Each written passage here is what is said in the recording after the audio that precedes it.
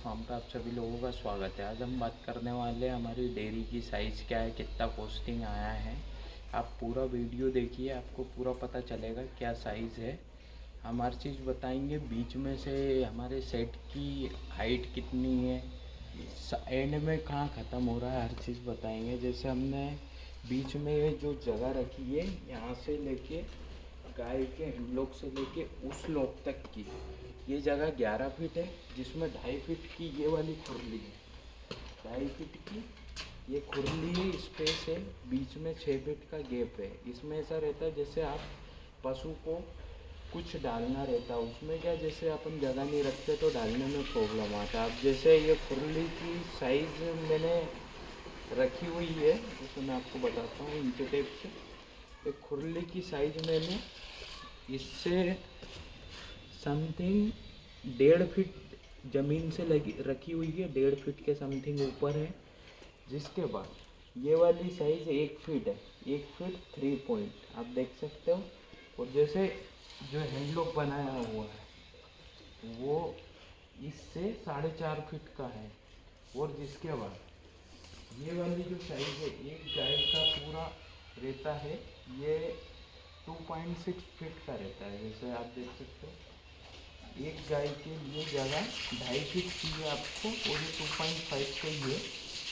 मतलब एक गाय को खड़े होके खाने में सिर्फ 2.5 फीट जगह लगती है। मतलब एक हैंडलॉक 2.5 फीट जगह में बना हुआ है, आप देख सकते हो। इसमें क्या है, जैसे गाय प्रॉब्लम नहीं करेगी। अब जैसे ये गाय आई हुई है तो हैंडलॉक में लॉक जैसे आती है अंदर हो जाती है अपने आप ही, सुबह शाम के टाइम जब चलता है। अब जैसे बीच वाला एरिया बता दिया, अब आपको हम बताने वाले हैं। जैसे उधर का डाउन 4.5 है, और जिसके पास ये जो है, ये हमारा हैंडलॉक जहाँ गाय खड़ी रहती है, ये 5 फीट का है। और इधर 4.5 फीट का जिधर गाय खाती, मतलब आधे इंची का गैप रखना आपको। जिसके बाद ये जो कंक्रीट जगह है, ये भी आपको इंची टेप से नाप के बता देता हूँ। मेरे को भी 2 साल हो चुके हैं बनाए हुए।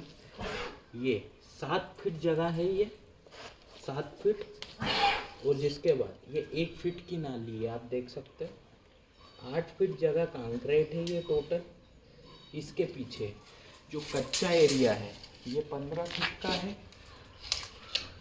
ये जो कच्चा एरिया है यहाँ से लेके वहाँ तक, ये 15 फीट का है। ये मेरे हिसाब से कम है, इसको आप थोड़ा सा बनाते हो शेड इस स्ट्रक्चर में, तो आप थोड़ा सा इसको लंबा होना चाहिए। मैंने क्या है, 30 गायों का शेड बनाया है मैंने, इसीलिए उस हिसाब से रखा हुआ है। जैसे आप देख सकते हो, गाय पूरी खुली है। इसके बाद ये आपको ये दिख रहा हो, तो हम लोग का साइज एक बार और बता देता हूँ। एक 2.5 फीट का एक है। जिसके बाद इसमें एक गाय का 2.5 फीट जगह रहती है। और जिसके बाद जैसे यहाँ सेंटर 24 फीट हाइट है, जिसके बाद इधर डाउन 17 फीट पे पहुँच गया है। इधर से मतलब जहाँ पे ख़त्म हुआ है यहाँ 17 फीट है, सेंटर में फीट है। और उसके बाद बीच में वेंटिलेटर है, पंखे लगाए गए हैं। जिसके बाद जैसे ये मिल्किंग मशीन के लिए पूरी फिटिंग करी गई है। इसके बाद हम हमारी डेयरी का पूरा साइज़ आपको बताएं। हमारी डेयरी 50 बाई 50 के एरिया में बनी हुई है। जिसके बाद इसमें कच्चा एरिया भी रखा गया, पक्का एरिया भी है वो, और पूरा हैंडलॉक यूज़ करे गया है हमारी डेयरी में। पूरा हैंडलॉक सिस्टम जैसे पंजाब में डेयरियाँ रहती है उस हिसाब से, उसी आधार पर बनाई हुई है। पहले की डेयरी खुरली बंधी हुई रहती थी, अब इसके बाद हमने पूरा खुला हुआ सेट बनाया हुआ है।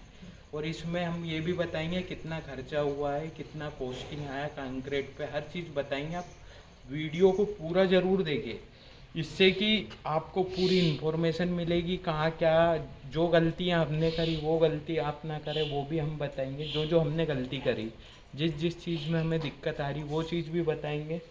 जैसे हमने ये खुरली के बीच में 10 फीट जगह रखी है। अब 10 फीट में जैसे ये 2.5 फीट की खुरली है, अब 2.5 फीट इधर है और 2.5 फीट इधर है। अब क्या है, पहले हमें दिक्कत आती थी, जो बंधी हुई रहती थी पैर पे गाय चढ़ जाती थी। इसी कारण से हमने क्या रखा कि बीच में स्पेस रखा आने के लिए। गाय को कुछ खिलाना है, फीडिंग करना है, तो गाय के पास जाना ना पड़े। इस कारण से हमने पूरा सिस्टमेटिक बनाया है कि जिसमें अपने को भी दिक्कत नहीं आए, गाय को भी नहीं आए। और गाय जैसे खुली रहती है ना तो समथिंग आधा से 1 लीटर दूध प्लस ही देगी। और जिसके बाद ऑटोमेटिक वाटर टॉप भी लगाए गए हैं, जैसे पानी अपने आप पी ले गाय और अपने को पानी पिलाने की ज़रूरत नहीं पड़े। जिसके बाद गोबर फेंकने की भी कोई ज़रूरत नहीं रहती। जैसे जो कंक्रीट पे गोबर रहता है उसको हम कच्चे एरिया में डालते और महीने 1 महीने साइज़ है ये 2.5 फीट की रखी गई है और ये समथिंग 1.5 से 2 फीट की है ज़मीन के ऊपर से। और उस साइड 3 फीट है, मतलब जिधर गाय डाउन ही खाना चाहिए। हमने पहले भी देखा गया है कि गाय जैसे अपन खुरली ऊपर बनाते वो चीज़ अच्छा नहीं है। गाय डाउन ही खाना चाहिए, उससे उसका डाइजेशन भी सही रहेगा और खाने की फुर्ती भी सही रहती है। नीचे मुंह करके खाएगी ना वो सही रहता है। जैसे पहले के ज़माने में इतनी बड़ी खो रहती है, अब उसमें क्या गले में यहाँ स्क्रैच भी होता है और गाय को दिक्कत भी आती है। सबसे बेस्ट ये है, हैंडलॉक नहीं लगाते हो आप, ऐसे खंचे लगा सकते हो 10 इंची के, जिसमें भी गाय आराम से मुँह, लेकिन आपको उसको में रस्सी से बांधना पड़ेगा। आप जैसे इसमें ऐसा रहता है कि आपको गाय बांधने की ज़रूरत नहीं है, ये जैसे हैंडलॉक है। अब इसमें शाम को 5 बजे गाय आएगी ना, जैसे हम फीड करेंगे अपने आप गाय एंटर होगी और यहाँ पे जो टचिंग होगा तो ये अपने आप लग जाएगा, तो इसमें गाय लॉक हो जाएगी। जब फीडिंग और मिल्किंग हो जाएगी उसके बाद हम गाय को छोड़ देंगे तो अपने आप वो पानी भी पी लेगी। और जिसके बाद उसको फिर सुबह देखना, हमें तो कोई देखने की ज़रूरत नहीं। और जिसके बाद जैसे कोई गाय हिट पे आती है उसको हम बांध देते हैं 24 घंटे के लिए कि वो दूसरी गाय को परेशान नहीं करे। इसीलिए हमने इस सेट का स्ट्रक्चर बनाया। पहले हमने छोटे लेवल पे किया हुआ है, फिर धीरे धीरे बड़े लेवल पे गए हैं। ऐसा नहीं कि हमने एक साथ ही 30 गायों का फार्म बना लिया है। ऐसा 30 गायों का फार्म है, मेरे पास 16 गाय है अभी और 7 बछिया है। बस अब हमारा गाय हम खरीदते नहीं है, अब ब्रीडिंग पे काम चल रहा है हमारा पूरा। अभी आपको और आगे बताएंगे पूरे इन्फॉर्मेशन, वीडियो में बने रहे। धन्यवाद। बताएंगे हम इंच टेप से नाप के, आप सभी पूछते हो आपकी डेयरी का। जैसे अभी बीच वाली खुरली है, अब ये बता देता हूँ मैं, ज़मीन से 1.5 फीट के समथिंग है इसका, 1.5। और ये वाली है, ये वाली खुरली जहाँ गाय का मुंह रहता है वो भी समथिंग 1.5 तक ही है। पर इसमें और उसमें 4 इंची का फ़र्क है, मतलब 4 इंची ऊपर है और ये 4 इंची नीचे है। और जैसे ये जो हैंडलॉक की साइज़ रहती है ये 4.7 फीट है, और जिसके बाद उधर से 5 फीट आएगा। जैसे ये वाला जो एरिया रहता है ये 5 फीट का है, क्योंकि उधर समथिंग आधा फीट डाउन है, इधर आधा फीट ऊपर है। इससे क्या है कि गाय जिस साइड रहती है उधर 19 इंची का गाला रहता है, और जिस साइड गाय खाती है उस साइड 16 इंची का गाला करना पड़ता है। इसी कारण से इस हिसाब से पूरा स्ट्रक्चर सेट उसी हिसाब से बनाया गया है गाय के हिसाब से। अब जैसे जो ये इधर कंक्रीट एरिया है, ये यहाँ से लेके नाली तक उसकी समथिंग 7 फीट की लंबाई है। और जिसके बाद जो 1 फीट की खो, उसमें नाली की खो बनाई गई है कि जिसमें पानी निकल जाए नाली का। जिसके बाद से इधर उस साइड 10 फीट का बछिया का डिपार्टमेंट रखा गया है। इसके बाद इस साइड है, आप इधर भी देखते हो बिल्कुल सेम है। और जिसके बाद इधर मिल्किंग मशीन का पूरा फिटिंग किया गया है कि बार बार अपने को मशीन चलाने में दिक्कत नहीं आए। पूरी फिटिंग करी गई है, एक जगह मशीन रखी हुई है, ऑटोमेटिक सिस्टम पूरा।